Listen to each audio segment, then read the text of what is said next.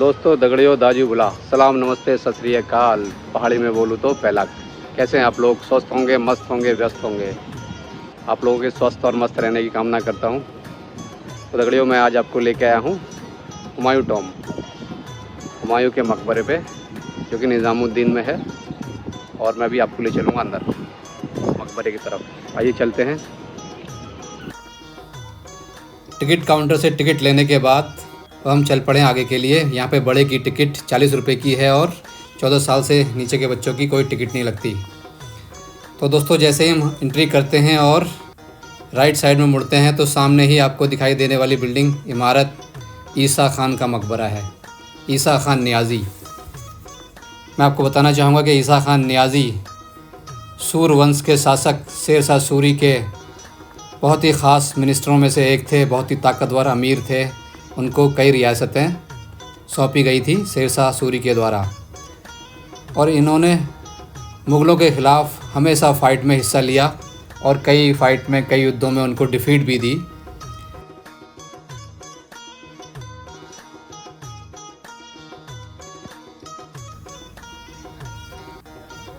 Octagonal मकबरा। इस पर लोधी वंश के शासकों की छाप नज़र आती है। अष्टकोणी शैली उन्हीं की थी, लोधी वंश के शासकों की। पूरा मकबरा बरामदे से घिरा हुआ है। बरामदे में कई सारे पिलर्स हैं और इन पिलर्सों पे ही पूरा मकबरा टिका हुआ है। तो दोस्तों, यह है खूबसूरत सा ईसा खान नियाज़ी का मकबरा। ईसा खान नियाज़ी ने अपने जीवन काल में ही इसको बनवाने की शुरुआत कर दी थी, शेर शाह सूरी के टाइम पे ही, और उनके बेटे इस्लाम शाह सूरी के टाइम पे इसका निर्माण कार्य पूरा हो चुका था। तो चलते हैं आपको लेके अंदर। यह ईसा खान नियाज़ी का मकबरा। यह है उनकी कब्रें। यहाँ पे 6 कब्रें हैं, 2 बड़ी और 4 छोटी। लाजमी ये उनके पूरे परिवार का कब्रगाह था। यहीं पे उनके पूरे परिवार को दफनाया गया। तो खूबसूरत छतों पे कारीगरी की हुई है, बारीक डिज़ाइनिंग। संगमरमर की सफ़ेद हवादार जालियां लगी हुई हैं।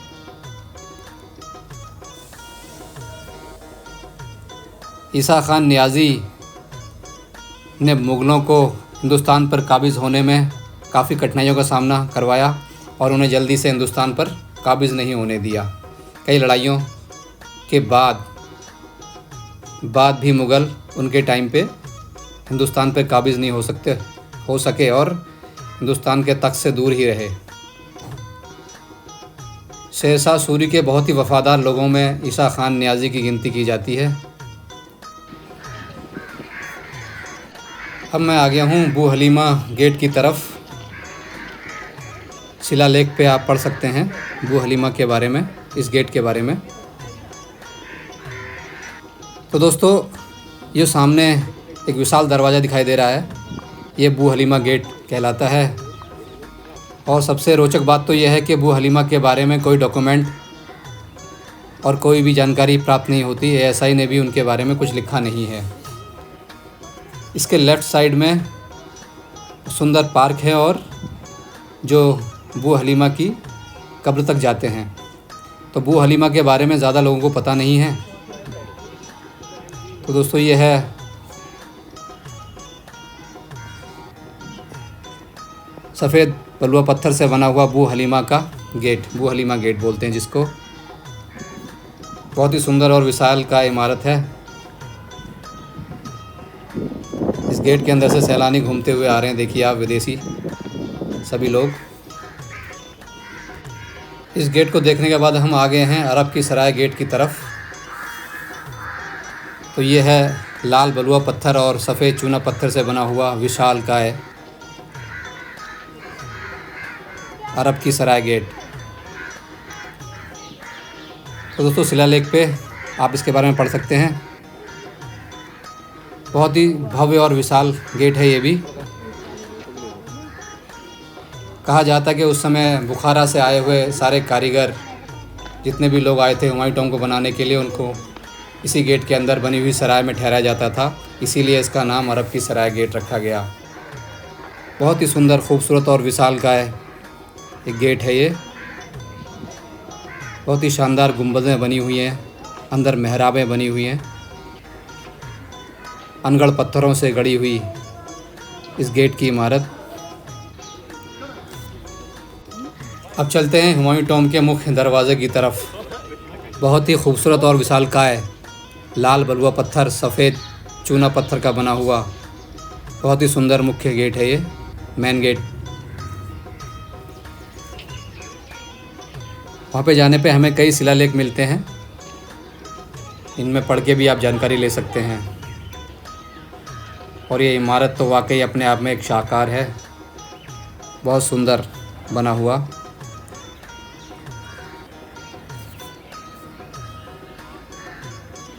बहुत खूबसूरती के साथ गढ़ा गया है इसको। और दोस्तों, इसके राइट साइड में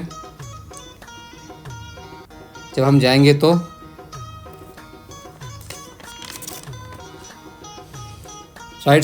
जाएंगे तो अफसर वाला गुंबद एवं मस्जिद परिसर पड़ता है।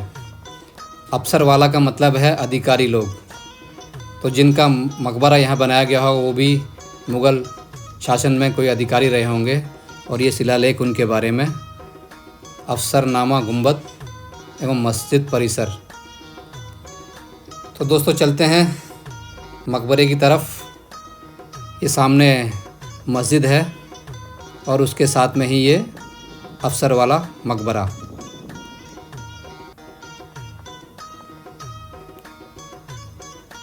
ये मकबरा भी अष्टकोणीय है और साथ में मस्जिद। मस्जिद की हालत बहुत अच्छी नहीं है, मगर फिर भी जीर्णोद्धार के बाद काफ़ी सुधर गई है। तो दोस्तों, चलते हैं मकबरे के अंदर, अफसर वाला मकबरे के अंदर। तो यहाँ पे 3 कब्रें बनी हुई हैं। ज़रूर जो विशेष अधिकारी होते होंगे मुग़ल काल में या शेरशाह सूरी काल में, उन्हीं की होंगी ये कब्रें। हवा रोशनी का संपूर्ण इंतज़ाम किया हुआ है।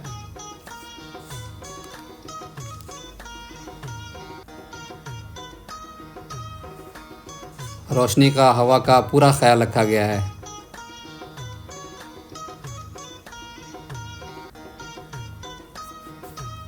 और दोस्तों, यूनेस्को द्वारा वर्ल्ड हेरिटेज घोषित कर दिया था इन्हें 1993 में ही, हुमायूं मकबरे समेत इन सभी मोनूमेंट्स को।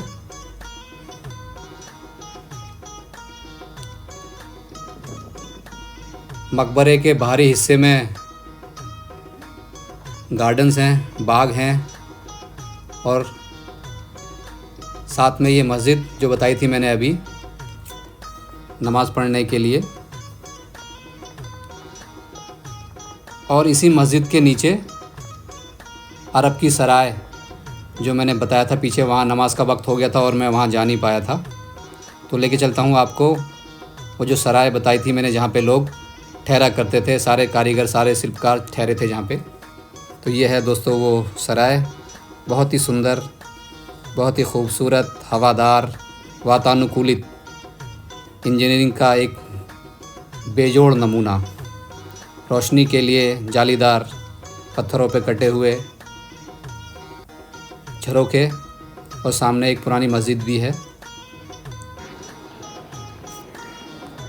तो चलिए दोस्तों, प्रवेश करते हैं हुमायूं टॉम के मुख्य दरवाज़े के अंदर प्रवेश करते हैं। और प्रवेश करते ही लेफ़्ट साइड में एक छोटा सा म्यूज़ियम भी बना हुआ है। गेट के अंदर ही है ये सब। लेफ़्ट साइड में इमारत का मॉडल नक्शा रखा हुआ है, इसमें देख के आप जान सकते हैं पूरी इमारत की संरचना, किस जगह पे क्या चीज़ है, पूरा नक्शा आपकी समझ में आ जाएगा। बहुत ही भव्य मॉडल है ये, इसको देख के पूरा अंदाज़ा लगाया जा सकता है इस इमारत की भव्यता का।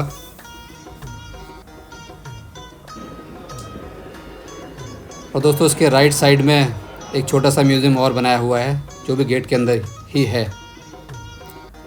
यहाँ पर ईसा खान नियाज़ी की कब्र के रेस्टोरेशन के वक्त खुदाई में जो भी सामान मिला वो रखा हुआ है। सभी चीज़ें बहुत पुरानी हैं। ASI द्वारा प्रिजर्व की हुई वस्तुएं हैं ये जो खुदाई में मिली हैं।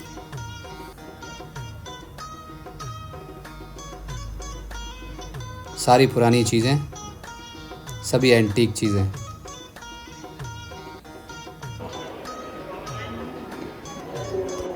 तो चलिए दोस्तों अंदर चलते हैं और आनंद लेते हैं हुमायूं टॉम्ब का, हुमायूं के मकबरे का।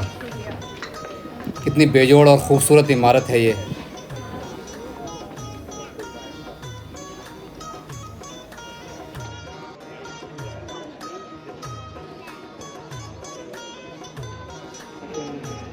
तो दगड़ियों अब हम घुस गए हैं हुमायूं टॉम्ब के अंदर और घुसते ही ये शुरू हो जाते हैं बाग बगीचे जो चारबाग शैली के आधार पर बने हुए हैं। मेरे पीछे आप देख रहे होंगे मैंने एंट्री की है मैंने मेन दरवाजे से और उसके बाद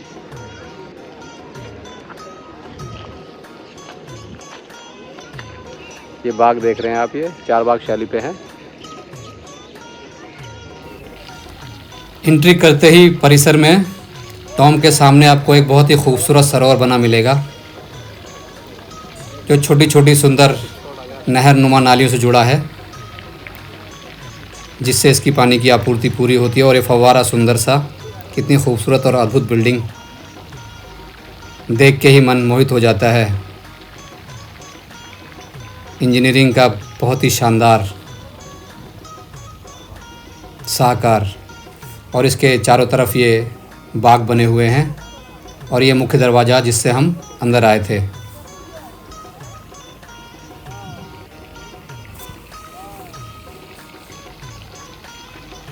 तो दोस्तों पहली बार लाल बलुए पत्थर का इस्तेमाल इतने बड़ी तादाद में किया गया और इस बिल्डिंग का निर्माण कराया गया।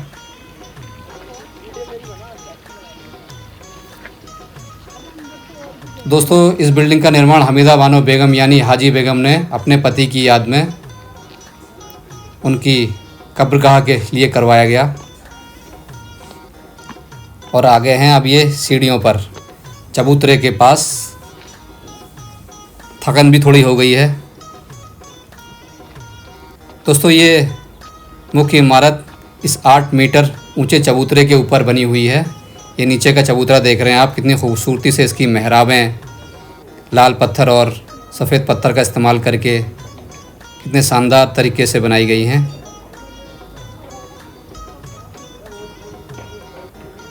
आइए चढ़ते हैं अब ऊपर मुख्य इमारत की तरफ।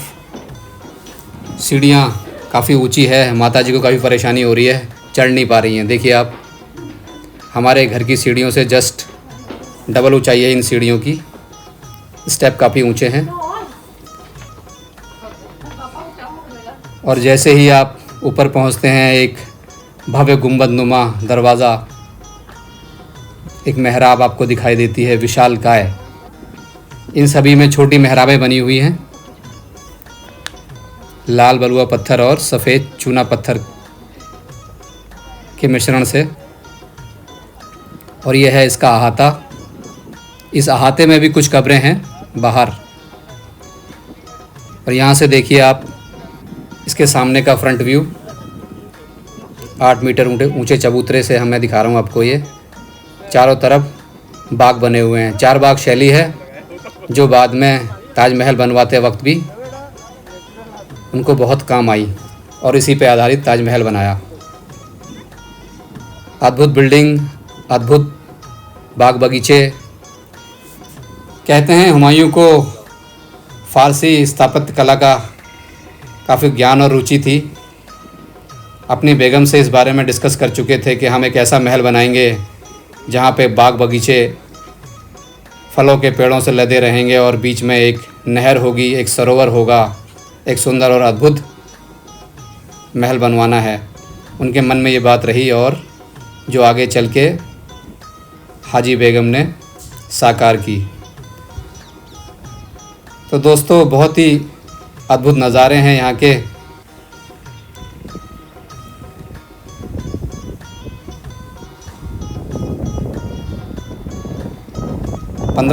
में हाजी बेगम ने इसका काम शुरू करवाया। कहते हैं उस टाइम पे 15 लाख रुपए इस पे खर्च हुए उस समय के, और ये 8 साल में 1972 में बन के तैयार हो गया।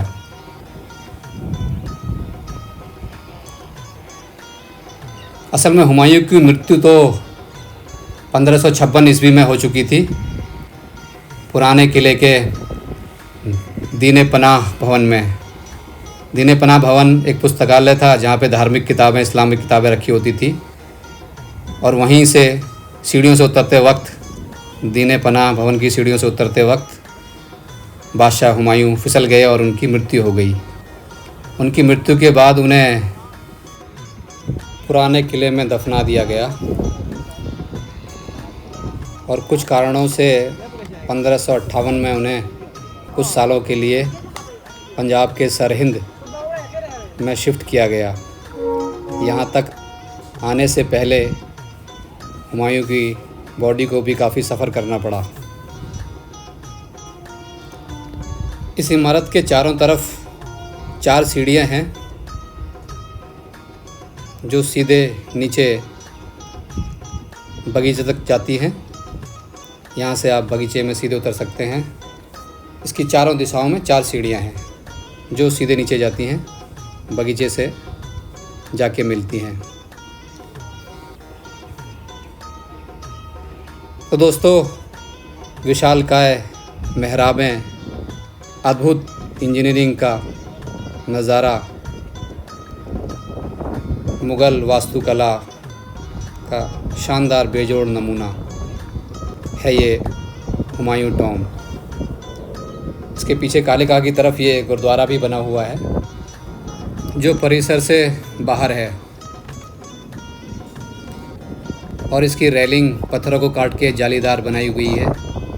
अष्टकोणीय इसके किनारों को लुक दिया गया है, और ये सीढ़ियाँ नीचे जाने वाली।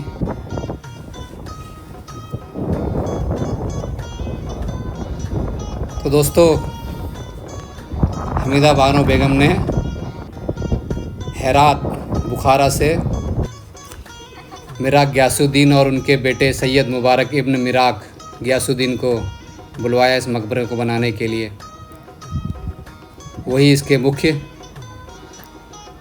आर्किटेक्ट और वास्तुकार थे, मिराक गियासुद्दीन और उनके बेटे सैयद मुबारक मिराक।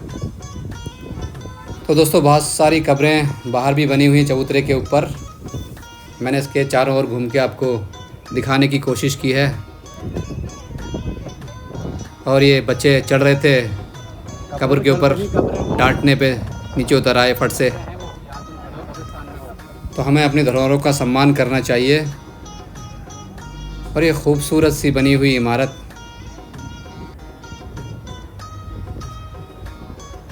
तो दोस्तों इस मुख्य इमारत की ऊंचाई करीब 42 मीटर है और चबूतरा 8 मीटर। तो इस करके तकरीबन 50 मीटर की इमारत हो जाती है ये विशालकाय। और आर्किटेक्चर का एक खूबसूरत बेजोड़ नमूना। कितनी सुंदरता से इसकी मेहराबों को बनाया गया है। ये जितने भी मेहराबें आपको दिखाई दे रही हैं, इन सब के अंदर एक एक कब्र है। अब चलते हैं, अंदर लेके चलता हूँ आपको इमारत की तरफ, मुख्य इमारत में।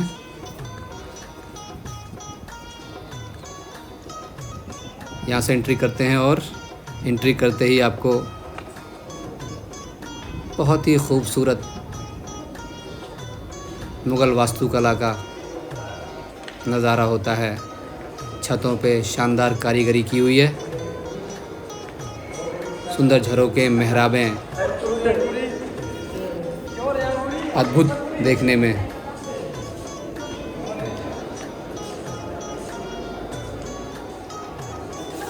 तो आइए चलते हैं मेन चैम्बर की तरफ।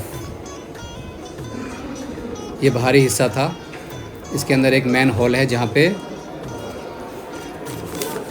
नसरुद्दीन हुमायूं आराम फरमा रहे हैं। तो दोस्तों ये है हुमायूं साहब की कब्र।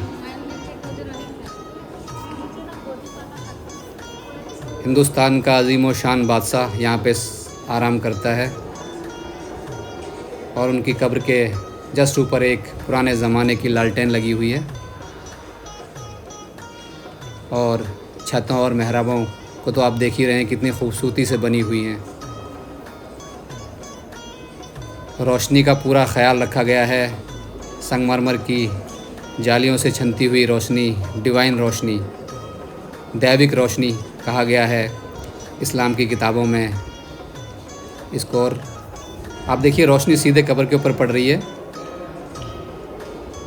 चारों तरफ से रोशनी आके सीधे कब्र पे पड़ती है। और ये पुराने ज़माने की लालटेन। तो दोस्तों अब चलता हूँ मैं अंदर। इसी मुख्य चैम्बर से लगे हुए दरवाज़ों के अंदर और चैम्बर हैं, 4 दिशाओं में 4 चैम्बर हैं। वहाँ पे और कब्रें हैं जो कि राजसी परिवार की ही होंगी, जो मुग़ल ख़ानदान के लोगों की ही होंगी। इनके बारे में ज़्यादा लिखा नहीं गया हुआ है। ASI ने भी इनके बारे में कुछ बताया नहीं है, कुछ लिखा नहीं है, तो ये किसकी हैं पता नहीं चलता।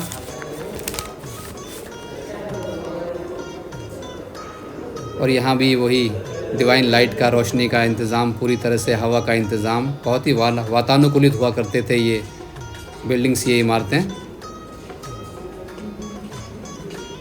हर जगह एक नया दरवाज़ा, शायद ये ऊपर छतों पे भी जाते होंगे। तो फ़र्श पे भी खूबसूरत डिज़ाइनिंग की हुई है।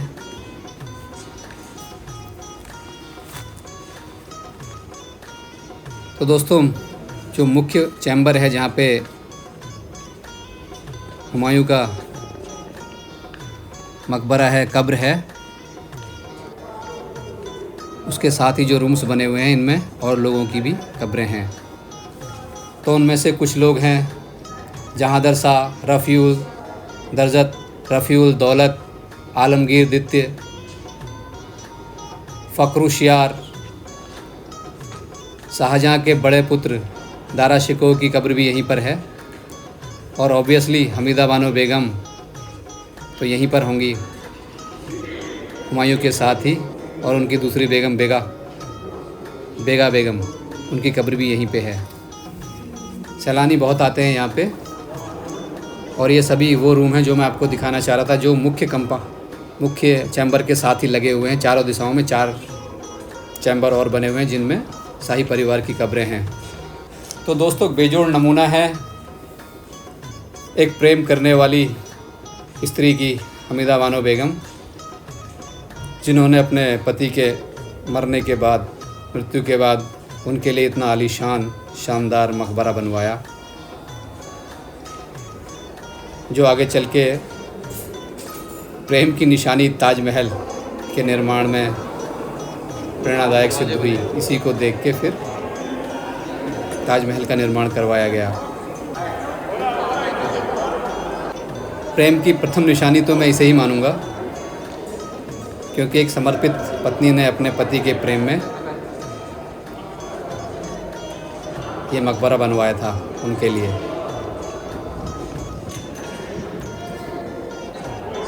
तो दोस्तों काफ़ी सारी कब्रें हैं यहाँ पे, अनुमान लगा पाना बड़ा मुश्किल है। और इस बिल्डिंग के नीचे जो चबूतरा है वहाँ पे 56 कोठरियाँ हैं। उन सभी कोठरियों में एक एक कब्र है। कुल मिलाकर इस कंपाउंड में, इस परिसर में 100 कब्रें हैं, जो सभी राजसी परिवार की ही होंगी और मुगलिया ख़ानदान की ही होंगी।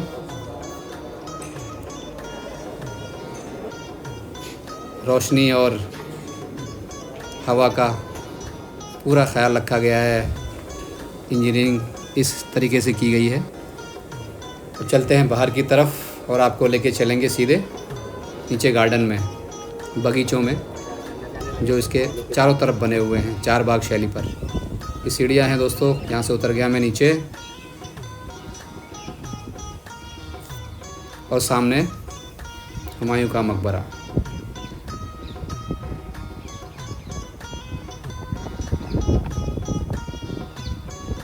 और जो मेरे सामने आप देख रहे हैं ये नाई वाला मकबरा है, यानी कि उनके हज्जाम का मकबरा, बारबर का नाई वाला मकबरा। देखिए आप, नाई का मकबरा। ये नाई भी उस टाइम पे कितने इन्फ्लुएंशियल होंगे, कितने पावरफुल होंगे, कितने चहीते होंगे अपने बादशाह के, जिनकी कब्रों को इसी परिसर में जगह मिली। ऊपर चढ़ते हैं।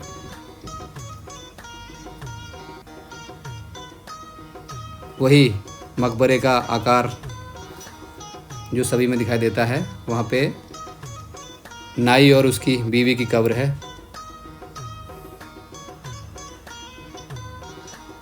कुछ खास बात रही होगी इनमें, जो इनको अपने साथ ही राज परिवार ने जगह दी। नाई वाला मकबरा बोलते हैं इसको। यहाँ भी वही डिवाइन लाइट का सिस्टम, कब्र पड़ने के लिए रोशनी जालीदार संगमरमर की जालियों से, छत भी शानदार है। कबूतरों ने अपना बसेरा बनाया हुआ है यहाँ पे।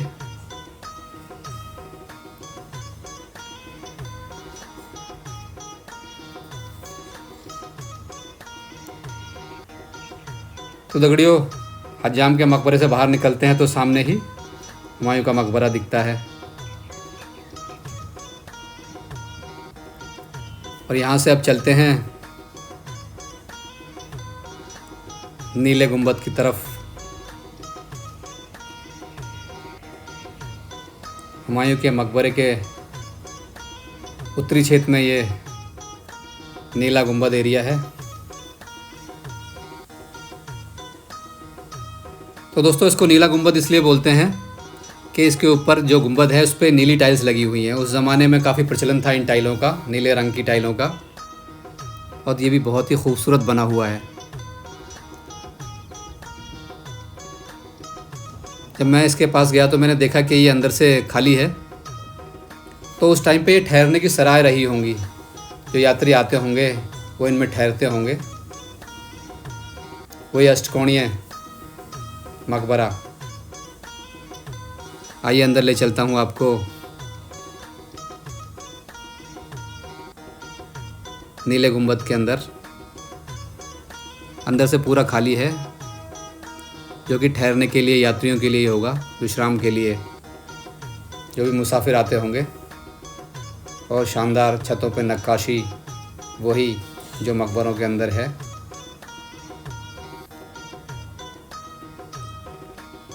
और फिर ये बाहर का खूबसूरत नज़ारा, ये छोटी छोटी नाली नुमा नहरें जो पूरे परिसर में पानी की आपूर्ति करती हैं। यमुना नदी के किनारे बने होने की वजह से यमुना नदी से ही पानी अपलिफ्ट करके यहाँ पे चढ़ाया जाता था, और ये नहरें पूरे परिसर में पानी प्रदान करती थी, सरोवर समेत सभी जगह, बगीचों को, पेड़ों को, पौधों को। तो दोस्तों, कोशिश की है मैंने कि हर एंगल से आपको दिखा पाऊँ।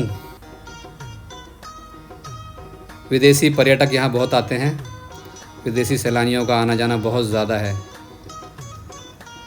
क्यों ना हो, वाकई भव्य इमारत है, विश्व धरोहर है। यूनेस्को 1993 में इसको वर्ल्ड हेरिटेज के तौर पे घोषित कर चुका है। और आप देखिए, ये कोशिश कर रहा हूँ हर एंगल से आपको दिखा सकूँ इसकी खूबसूरती को। बेजोड़ नमूना कारीगरी का।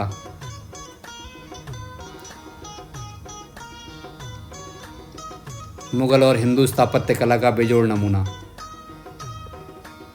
तकरीबन 11,000 कारीगरों ने काम किया इसमें, और 8 साल में ये बन के तैयार हुआ। ये वही नहरों का जाल जो पानी की आपूर्ति करता है सरोवर तक और पूरे बगीचे में। तो दोस्तों, बहुत ही खूबसूरत अनुभव रहा मेरा अंदर का। अब चलते हैं बाहर की तरफ। कुछ चीज़ें अभी छूट गई हैं, तो आप ज़रूर आइए। इस परिसर से बाहर निकलते ही एक और मकबरा है, मियाँ फ़हीम का मकबरा। ये अब्दुल रहीम खाना खाने के ख़ास सेवकों में से एक थे। इनका मकबरा अब्दुल रहीम खाना खाने ने बाहर बनवा रखा है। बहुत ही सुंदर है ये भी।